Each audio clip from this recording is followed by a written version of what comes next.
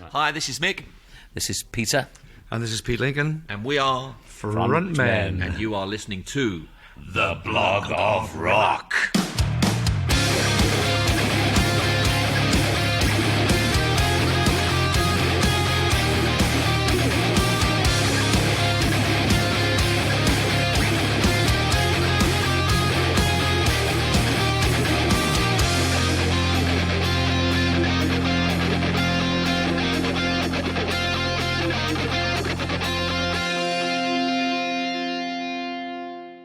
Hallo, willkommen bei The Block of Rock, deinem Hardrock- und Heavy-Metal-Podcast-Musikmagazin.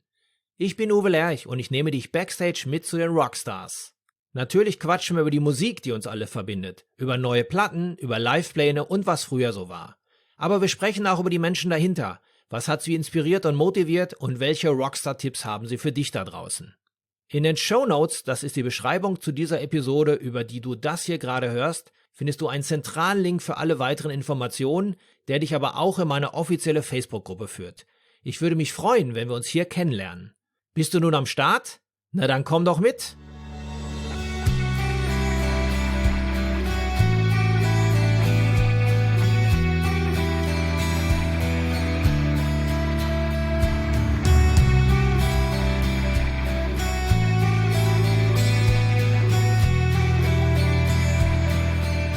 Vor genau einem Jahr habe ich euch an dieser Stelle das Trio Frontman vorgestellt. 3 Frontmänner beliebter englischer Bands mit musikalischen Wurzeln in den 70ern und 80ern, die sich zu einer gemeinsamen Truppe zusammengefunden haben. Aufgrund ihres sehr harmonielastigen Gesangs und einer überwiegend akustischen Instrumentierung hatte ich sie als britische Antwort auf die Eagles bezeichnet und genau die stellen sie auch bei ihrem zweiten Studioalbum Enjoy the Ride unter Beweis. Mick Wilson, ehemals 10cc, Peter Howarth von den Hollies und Pete Lincoln, ex The Sweet und jetzt bei Smokey, präsentieren hier 12 nagelneue Eigenkompositionen mit Gute-Laune-Garantie, die noch einmal den goldenen Herbst ein Stück verlängern. Wie schon vor einem Jahr trafen wir uns auf einen Burger im Kölner Rockpit und ich wollte gleich mal wissen, was die Herren das ganze Jahr so getrieben haben. So what have you done in between? The year have passed. Well, this is Mick here. We were supposed to have carried on promoting our 2020 DVD, the up-close DVD, but obviously the pandemic hit, which changed everything for everybody. So we were thinking of maybe releasing an album late in 2020. So we'd started writing a few tunes, and then, like most of the things, we didn't know what the future would hold. So we spent a bit of time reintroducing ourselves to our families and our pets, and just taking a bit of time off. But whilst we were doing that, we were still kind of had a little eye on writing an album. So it wasn't as mad as what it would normally be, but we just kept on doing a few bits and pieces. So I guess for me, and you probably find this from all of us, you know, we spend so much time travelling. And me, for one, you know, I've been with my wife for over, nearly 40 years. And this year's the longest I've ever spent together. So it was kind of nice reconnecting. Separated. Yeah, she now realises what I'm like, so I sleep in the shed now. Yeah, so that's basically, just reconnecting with friends, neighbours, and the family, you know, so that's what I did. Hi, this is Peter. Pretty much the same as Mick said. I think you're going to get this across the board with us. Stopping is always an odd thing to do when you've been going all the time. No matter what you're doing in life, if you're working all the time and you're living a certain life, then everything stopped like it has for everybody. It stopped completely for us. I know some people were working through the pandemic. Some people got busier during the pandemic, you know, especially Amazon. They got a lot busier if you're an Amazon driver all the time. But for anybody in this industry, it was a complete, utter stop, which means nothing was going on. So there's nothing you could do apart from sit down, stop, and like Mick says, spend time with the family because we're all together, sit around the table at night, have dinner, play board games. The first part was great fun. I didn't like it as it went on. For me, I found it very hard. I've said this many times, you know, for people that have been going through the lockdown, and some people feel bad about not doing, I'm going to learn a new language, or I'm going to, make a Taj Mahal out of matchsticks, like I said, or write a book or whatever. I think if you got through the lockdown, you did well to that point. When it got, for me, mentally tough, I'm going to say it did. Mentally tough for me was towards the end. And I think it was the fact that Mick was kind of leading the charge, because I think Stefan said, right, we're going to do an album. So Mick started the ball rolling, and he'd be phoning me up, and I didn't feel like playing at all, really. I didn't want to do anything, but it kind of got me out of it, especially when Pete broke his arm, and I had to play a bit of guitar, and doing that helped. I had to dust the old guitar off, the old electric guitar I'd not played for 30 years, plug it into my son's amplifier, because I didn't have one. Mine was very old. He had a really nice new little amp, and that started to open the door for me to sort of start again. So it's been an interesting year. I've had great times, but I've had the other end of the stick as well, where you think, when is this ever going to end? I'm sick of seeing these four walls. Not sick of seeing the four walls, but the repetitive not knowing of what's going to happen. But it's better now. It's better now. So it's been good and it's been bad. But for all those people, don't feel bad about not learning a new language or whatever. You got through it. We're here. Everybody's safe, or hope everybody's safe. And now we can look forward to appreciating the freedom again. So what it gives us is the fact that whatever we've missed about the joys of being at home is great. That's what you've experienced. But all the things we've missed about being busy and moaning about being busy, I've got to go here, I've got to go there. Now we can really appreciate that. It'll taste all the sweeter, as it will, I'm sure, for everybody. Also enjoying some more interviews a day. Of course. And I'll put you on to Pete now, and he can... Yeah. Pete, what happened to your arm? I had a great time in lockdown, unlike everybody else. I really enjoyed most of it until I broke my arm. For me, it was the whole lockdown thing was I had a lot of time to do things I wanted to do, and I did quite a bit of writing, quite a bit of other things, quite a bit of thinking. And I also discovered online streaming gigging, which I really enjoyed, and I'm still doing that, so that was a big bonus for me. And then everything was going well. I stopped drinking, which was another really good thing. And then in February, I fell down and broke my arm, which wasn't so good. And then I've had a pretty rough time since then, because quite a nasty, I nearly said a bastard of a break, no, quite a nasty break. I think you can say. But apart from that, and I enjoyed working on the album, and I think we've, with Mick's guidance and production skills, we've put a great album together. I'm really proud of it, and pleased to be out the other side of, hopefully, of the lockdown thing. But hopefully we can start to put everything else back together again now. Proper shows and proper gigs. We've been doing some baby gigs the last couple of weeks, which have been interesting. Restricted numbers. So it's nice to see life starting to come out of it, blossom again. It's just impossible to know how far it can get before something stops us again. But we'll see. Think positive. One step in front. One step at a time. Yeah. Your arm is okay again? Can you play guitar? I can play guitar. It's not 100% movement-wise, but it's getting there. I think I've got about 75% of movement back, and it's still a bit painful sometimes. But what about your other duties with this other band you're in right now? Yeah, well, that hasn't started yet. I got a phone call about 3 months ago from Smokey's management. I've known the guys in Smokey for years, and did a lot of shows with them. When I was with the Suite, together with the Suite and Susie Quattro and all the 70s acts, we've worked together quite a lot. I've known them all for maybe 20, 30 years. So Mike Kraft was retiring, and they've asked me to replace him, and I said, we've worked out a way, because they're not as busy as they used to be, we've worked out a way with of combining the diaries of the Frontmen project and Smokey in a way that hopefully won't lead to trouble and clashes in the diary. So I'm looking forward to it. I've learned all the songs, mostly, and I've got a couple of more days rehearsal with them in September, and then possibly some gigs in Norway if they happen. So I shall report back to you. Watch this space. So now you're back with a new studio album. Enjoy the ride. And when I take a look at the artwork, you come back with a Volkswagen Beetle with 3 acoustic guitars. I would have assumed you're coming with a Mini Cooper. No. Which is also German now. Yes, that's right. That's absolutely right. I think that's only fair because we started. We started our ride here, yeah. And that's where we've spent all our time, really. And that's where we are riding and enjoying our ride. Let's talk about the content. I remember the last time we were sitting here, it was the release of this live album and live DVD, which also contains 6 original songs of yours, and it was mixed with some old favorites from the bands you were in. And we were talking about, the Eagles, obviously, who were a band which, of course, influenced you also in a way, doing it this interpretation more acoustically. When I listen now to your own songs, I think it's not only the Eagles, it's also some more West Coast sound, put it in a kind of European way.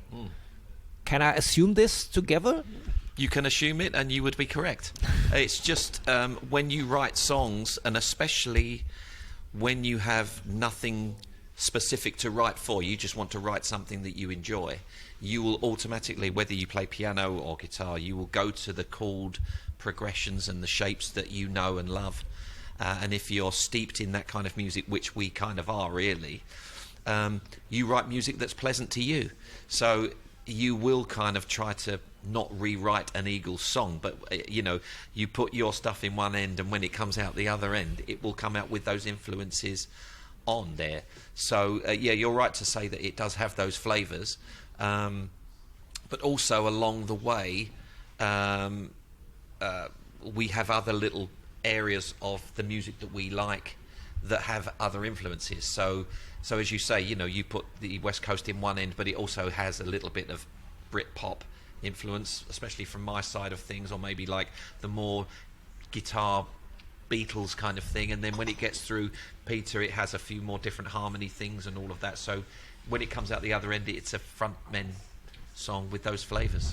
I think this is Pete here again. I think another important point with the writing is we're always in the back of our minds thinking towards a chorus that can work with a 3-part harmony, so because that's our strength. So I think we're always looking, as a writer, what I certainly do when I'm writing a song, I'm always thinking about, well, this would be good. I can hear 3 parts on this. It would be really, really strong. So that's always there when you're writing for this project. So for me, you are the perfect version of the musical troubadours of the 20th century. Because also when I take a look at the artwork, it looks like you were walking on the street here in Cologne with your acoustic guitar, singing this positive songs. Most of them are has a positive message and are very lightful songs. And for me, it's like the musical troubadours. I would say Traveling Wilburys 2.0. With a different kind of harmonies. Well, there's one song on the album called Angels and Demons, which is, I'm sure you've Well, I was down at the beach. I've got a caravan by the beach where I live, and I was down there one day, and I had the initial idea for the song came from me, but I didn't take it any further, and I had this little, like the first bit, the first section of the song, and it's a song of 3 sections, as you can hear. And when I went to Mick with the idea, he sang that Mick took it to the second section, which reminded us both of like an ELO or Jeff Lynne thing, and we sort of laughed and said we should create our own. And because we also have the Roy Orbison connection, where Peter used to play the part of Roy Orbison, and we have done You Got It historically in the set. So we decided we would create our own Travelling Wilbury song, basically. So it was very deliberate to have a Roy Orbison section follow the ELO section, and we played it. We had a listening party in the Culture Fabric in Krefeld a few nights ago, and with some some of our diehard fans, and they really reacted very positively to that song. They really got it, straight away. Sorry, I don't know whether you've got it down there, but the song, even within itself, is almost a little 3-part song, because it has a part for each individual member of the frontmen. So it's a lovely. It's almost like it's the frontmen all in 3 minutes. What was nice is that, because Pete obviously started, he got the bonds of the idea and obviously set the ship rolling, but when he went to Mick sings something, I remember them both saying, we've got this song and we've done this bit, and then we wanted this an Orby bit, so I sang something like Orby-esque, and that's it.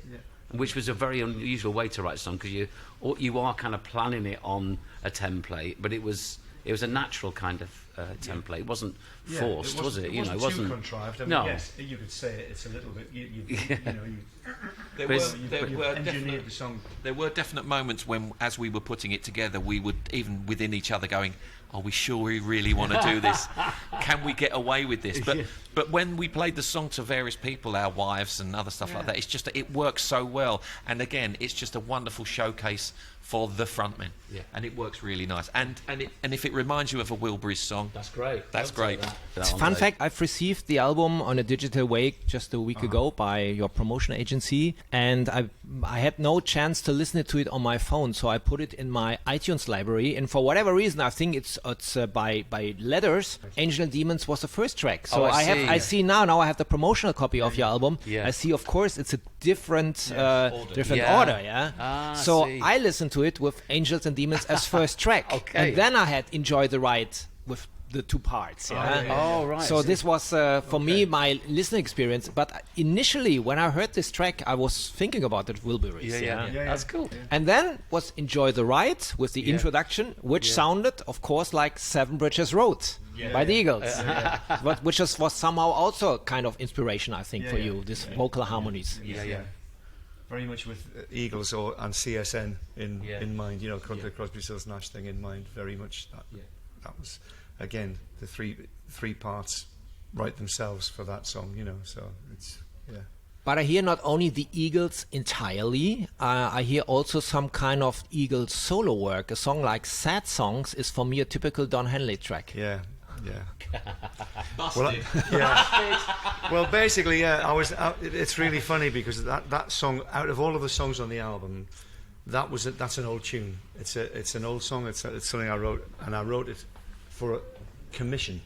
A company asked me, they were doing a project and they wanted a 3/4 time ballad in the style of the Eagles, and this was written in about 2002, I think, something like that.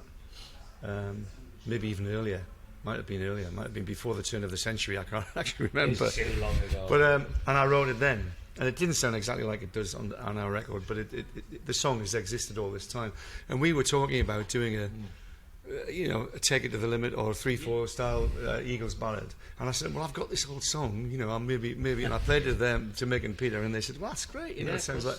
Yeah. So I kind of dusted off the cobwebs and then Mick did a great job with the track the thing is, somebody said to me, I think it was one of my old managers said, songs aren't fish, they don't go off. You can keep them, they're not going to go off anyway. Don't panic. That's the thing. The sort of world that we live in, even when people come to the concerts, it's like listening to Radio 2. It's not cutting edge stuff. It's listening to nothing too scary. Yeah, it's like listening to the soundtrack of your life, and if this album contains new songs, but it makes you think immediately of songs from the soundtrack of your life, then we've done a great job, because without them being plagiarized, without them being stolen. And of course, when you get to near the end and you have to say, right, well, we have a rock song, we have a country song, we need a 3/4 ballad like that, then there's only one place you can go, and then because we have it, we want to make it like the Frontmen, so when we do 3-part harmonies of a 3/4 ballad with a piano and a pedal steel, that's it, you can't go anywhere else, and so people are going to compare it with that, but that's a lovely thing, The greatest thing was also that, of course, when I've got... Can I just say one more thing? If you can get it to Don Henley, I'll be very grateful. Next time we're going to meet him, I will let him know. Yeah, that's right. That's right. When I've got the promotional copy of the album and the obvious info sheet, of course, it was not only talking about the 13 tracks which are on the CD, but there's also 3 bonus tracks which were related to your other bands you've been in before. And of course, when I was listening to it, I didn't pay attention which tracks are it. So I listened to the full 16 track version, and of course, Wick Wham Bam was the obvious thing. Of course, I know. But then I was thinking, what are the other 2 tracks, which were not so familiar? And then I first really discovered the Dean and I, which was a track which actually I've been a 10cc fan between, I would say, this live album and Bloody Tourist, of course, Right, okay. and let's say the later part, not Right. the So first Dreadlock part. Holiday, yeah. Of course, Dreadlock Holiday, yeah, that's not right. before. But the tracks which were before, I knew only from the live album. Right. So of course the obvious hits like Rubber Bullets, and Yep. Art for Art's Sake. But I didn't know the Dean and I. So this was a track which was more or less new to me, but you interpreted in a way as it would have been a frontman track. Yeah. Well, again, we wanted to, although this album, the CD, the digital album, has just the original tracks, we wanted to do something else, obviously, for the vinyl. So those 3 tracks you're talking about will only be on the vinyl album. So yeah, so we've done another track each of the bands, and so we could choose whichever we want, and it was a good time to choose something a little different. I've always, if anybody says to me, what's your favourite 10cc song, that's my favourite 10cc song. I kind of, although Graham and Eric wrote the love songs, they wrote I'm Not in Love, Things We Do for Love. Kevin Godley and Lol Cream wrote all the crazy stuff, and some of that, there's a lot of genius in there, and it's only about 3 minutes long, so if anybody wants to kind of have a good songwriting lesson, they could listen to the Dean and I. There's so much information, and because of the harmonies, it's almost like a vaudeville song from the 20s and the 30s, like, dun, dun, dun, with all of these cascading cascading harmonies. It's just a beautiful piece of production and a beautiful piece of music, and I've always wanted to do it.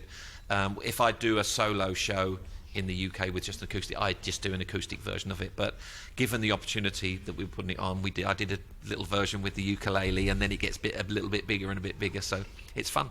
It could have been also a Beatles track from the late Beatles period. When I'm 64, so yeah, so it could have been. So that was actually a little thing that when what was the Kinks hit? Sunday Afternoon. Sunday Afternoon. They were kind of sort of almost like music hall kind of things. Dedicated follower fashion. That was Those kind of things. And Hole in My Shoe and the bands and tracks like that were all a little bit kind of almost not comedy, but that kind of thing. So this was a little tribute that 10cc did 30 years later to that, and then so we're doing a little tribute 30 years after that, or whatever. I would say 10cc did the original one 10 years after the Beatles. Oh, was it? Because it's so old already. Wasn't course. it from 75, 76? It was 75, Yeah. 75, 76, yeah. 10 years after the Beatles. Oh, only? Well, there you go. So you're more of a musicologist than I am. So, but it's a fun track, and because we were choosing, we kind of had the opportunity to choose whichever track we wanted to do. So I just said, I'll do that. So Peter, which Hollies track did you choose for the vinyl version? I chose Jennifer Eccles. Yeah. And the obvious thing is, who has been Jennifer Eccles? I have no idea. I'm imagine somebody that Graham or Alan knew at that time. So you never met her? Not as I know of. Not as I know of, no. I think it's a great interpretation of the song. I think it's a really nice arrangement. You've heard it? Oh, you've heard it, yeah. No, it's something I did when I was doing... I wanted to do a solo acoustic tour. I wanted to better my guitar playing after hearing Sean Colvin, due to Pete, actually. Pete played with Sean Colvin years ago. And I remember an album called Cover Girl. That's right. And the first track was You're Gonna Make Me Lonesome When You're Gone, isn't it? The Bob Dylan thing. I can't remember which the first track, but I think... No, it's not the first track. It's the Sting track first. Yeah. But the one that blew me away was you. And I heard this guitar playing, and I thought it was 2 guitars. And I remember driving in the car thinking, shit, that's just her on guitar live. And I thought, I want to do that. I want to be able to do that. So after... this isn't a stupid long story. After about a year of trying to work out how to play this thing, I was driving the family crazy with it. And then I realised that it was with a thumb pick, so I spent, honestly... trying to get it exactly like she would, because I did the classical thing, but not with the thumb pick and what she was doing, and so that spun on to wanting me. Once I'd done that and driven the family crazy, I then wanted to do other songs like that. So I started to put a little repertoire together, like He Ain't Heavy and a few other ones that where the guitar was more complex than just strumming. So Jennifer Eccles, I started messing around with that. This is quite a long time ago. And I came up with this particular version of it, which somebody said to me, actually, said, what are you doing that for? Because it's so removed from the original song. Why don't you just put some different lyrics on it and say you've written another song? And there's a point to that. And at some point, I might just do that. Just You get it's your mine copyrights. anyway. Yeah. Copyright, Yeah, well, get out of copyright so I could, get some more royalties maybe. I don't know. Yeah. Last but not least, Wigwam Bam.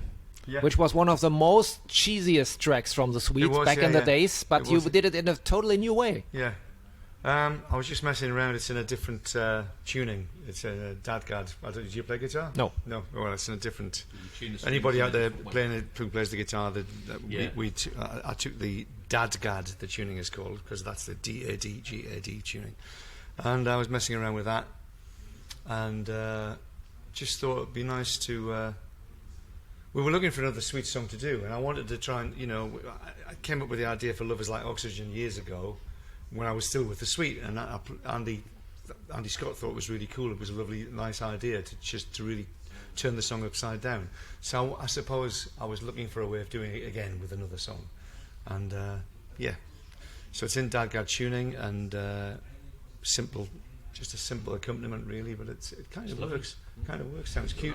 It's still a cheesy little song, but it sounds cute, and But it's funny that we both do different, because I used the E major, just an E tuning to E, open E for Jenny Eccles. So I suppose that's one way of making things sound a little bit different. with a different tuning. Yeah, style, yeah. So now we know where the tracks, or most of the tracks, were coming from. Some of them were originally already have been there. Some of the tracks were, of course, from the former bands. But the whole album was put together by you, Mick. You produced it. Fantastic. Yeah. Yes, I'm the only one with the patience. I'm not more clever than anybody else. Yes, you are. Yeah.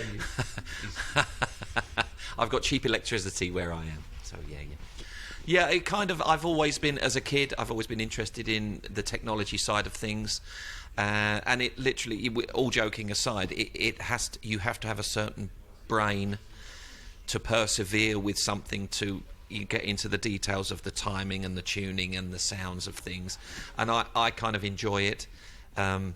Pete switches off almost immediately. Peter switches off almost immediately. Pete gives it a good go, but then eventually switches off, and then it's just me in the dark with faders and knobs looking at the screen. Dark fader. A dark fader. Yes, I am a dark fader. So and it kind of I've always and I think it's just the first album was kind of almost out of necessity. When we were putting the tracks together, we thought, we didn't know with All For One whether people would want new material from the frontmen. So the last thing we would want to do is spend €50,000 going into a studio with a great producer and putting it out, and everybody goes, meh, So we did it with programmed instruments and obviously real guitars, real vocals. Some of the drums are programmed, some of them are not. So we kind of did it in an efficient way, the first album. And then we realised that people actually did like it. And because of our music isn't necessarily bombastic, it's not, Foo Fighters where it needs to Phil be. Spector. Or Phil Spector. Although you can achieve good results inside a computer now. We've realised that actually the music that we produce, it's fairly organic. We're not talking loads of different synthesizers or whatever it is. It's just guitars, pianos, keyboards, bass guitar, drums. We could do it all in the box, and everybody seemed to be happy with the stuff the last time. So we said, let's just do it again. And because of the pandemic, we couldn't be together anyway, So we did it. So I just said I felt like almost not necessarily in charge, but the curator of all of the stuff. So the guys would send me things, and so it was my job to put them all together and make it sound nice, really. But I did have the final say on a few things. That's good. And to sum it up, this is what I would say to my listeners. To me, quote me on this, for me, this is the best Eagles-esque album after the long run. Whoa. Well, thank you very much. I'm blown. Yes, somebody asked me. Crying a minute. I have gone a bit funny. Thank you very much, because that for me, for me is a benchmark that I would want things to sound like, you know. And so thank you very much. I appreciate that. Thank you. I'll have a beer after. And I would like to second that. I'd second that because I've been saying to anybody that will listen, I've told them what a fantastic. If anybody out there is looking to do an album, they could do a lot worse than have Mick produce it. You know, he's very good. And one of the I don't know if we talked about this because the coffee's kicked in and I'm not sure who I am anymore. But Vst Connect is a software from Steinberg, who make Cubase, the German company, and it's a new level of interactional studio software. So I can be in my studio, 300 miles away from Mick's place. I can see him like a FaceTime call. We can talk in real time. I have a little interface that belongs in the software, which has the track, it has reverb, it has blah blah blah. My interface. He can see my studio interface on his system, so I can play electric guitar or come on mic up an acoustic guitar or sing a vocal, and it goes a low res audio file. You understand what I'm talking about, like an MP3 level of audio file goes into place on his machine while we record in real time. And when the session's finished, Mick can press a button, and all the low res files are replaced with the high res files which have been stored on the cloud. Yeah. And that, to me, sounds like terrific. Witchcraft, it's complete voodoo. Yeah. So I just wanted to tell you that's how we did some of the recordings. So it was interactive, but it was interactive from a distance. It's almost like we've spent time in studios where you have a control room and then the live room is kind of round the corner or something. So sometimes you have a monitor, CCTV. So it's just like that. And the only difference is that from my end, when I press play, it's about half a second or 1 second before everything starts. And what's happening in that half a second is I press play, it's going to him and then coming back to me. So everybody's in sync. Sounds really magical. Yes. So I'd like to say to the good people of Steinberg Technologies, Charlie Steinberg, thank you very much, and we'll accept all endorsements. And happy to say that we record exclusively with Cubase. So when will you go back on the road? Of course, you have some shows scheduled for the autumn, and you will be in Germany almost through the first half for the next year, also with some more shows. So next time we're going to do the interview already in German, as we could have done today anyway, but I didn't want to stress you. But I assume the next time we're going to meet us live, you play integrate more some of your own material, even more than it was been before, or? That's happening now. That's happening. Yeah, we've already put a couple of tunes, which is Walking Down That Line, which people have already heard. Sentimental Fool, which we featured on the Up Close DVD, which was written before the album officially started. So there's those two. And gradually we will start to introduce those kind of material. But as we've said before to other people, our problem with the frontmen is what not to play, because we will always upset somebody by not playing one of the hits. So maybe we might end up like Bruce Springsteen and do 3 hours. I don't know. Maybe.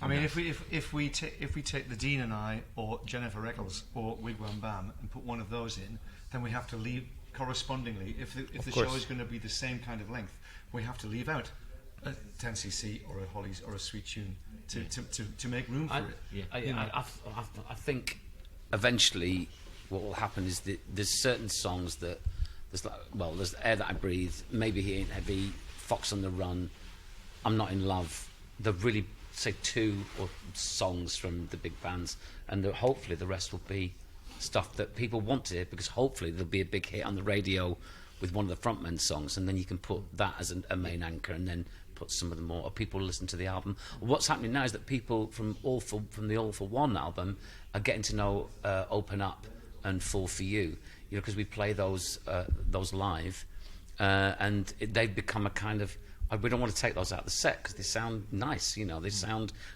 as comfortable, if not more so, than the stuff that we've done versions of, So I think there's been, again, it's a natural progression, like this album is a natural progression to go this way. Who knows what the next natural progression will be? We might focus on a sound that we might... I think that for me, just talking off the top of my head, what would be lovely, I don't know the logistics of this, but if you had the finance to be able to spend time, because we've all talked about this, about music losing its mojo in the sense that you have 3 people on stage or you have 4 people in a band and you rehearse a song and you play together and you get something. It's like the old bands like the Hollies used to do. You rehearse something, you rehearse the song, you go in and you capture something. And then you can go and put little bits on top. But you want to, for me, that'd be a fun. That's one avenue you could go down. Or we could concentrate on one particular style, either rock style or like the CSN style. I like that idea, the Enjoy the Ride thing. As I said, I'd just do an album of that. Or you go the whole rock thing or full pop thing. You know, who knows? I think it has to be whatever feels right at that time. You can't really we wouldn't have known. I think because we are in the entertainment business, although we like to be creative, you have to, when you go out on the stage, you have to play songs that the audience will like. Yeah.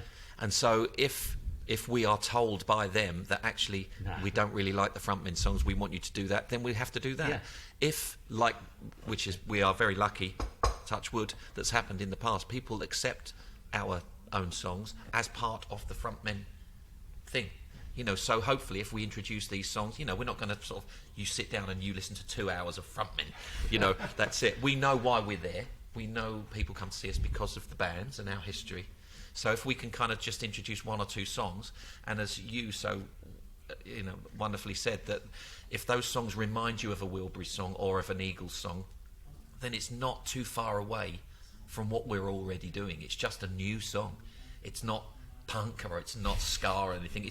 It's more of the same, but it's from our hearts, you know. So if people can accept that, then hopefully as the years go on, we are onto a winner, and we do 10cc, we do frontmen, we do Hollies, we do that, and it's all in the same mix, you know. Smoky, of course. Smoky now. Yes, that's right. But not to Alice. forget. Well, I did sing Alice a couple of times on this little tour. I used Alice when we because, you know, in the middle of the show we sometimes put a little solo spot where we each do a solo song. And the German audience already responded in the correct way. In the normal time-honoured fashion. Yeah. Alice? Yeah. So yeah, they did, yeah. But there are some nice songs there that, you know, I mean, we could easily take a Smokey song and perform it with the frontmen if we wanted to. And I'm sure we will do. You know, we might well do that. Well, you know, we could do. And yeah, but it's exciting. I think there are some songs, as Angels and Demons was mentioned before, that will definitely go in. I'm sticking my neck out here and say that will definitely go into the show, because to strip it back and just play it like you got it with acoustic guitars, piece of cake. I will take this for granted. Yeah, exactly. So, yeah. Well, we've actually got to rehearse that, haven't we? Yeah. We've got to rehearse. Right now, we've got to rehearse that. We're playing that this afternoon on the radio, so we need to learn it. Good. Guys, thank you very much. It was a pleasure. Always a pleasure to see you. Yeah. Pleasure meeting you again, and all the best to you. Thank you. You too. Soweit zum neuen Album Enjoy the Ride. Die Jungs sind ab sofort auf Tour auch in eurer Ecke. Den Rock'n'Roll-Geschichtsunterricht mit viel Humor kann ich euch wärmstens ans Herz legen. Alle Infos zur Platte und die Daten findet ihr in den Shownotes.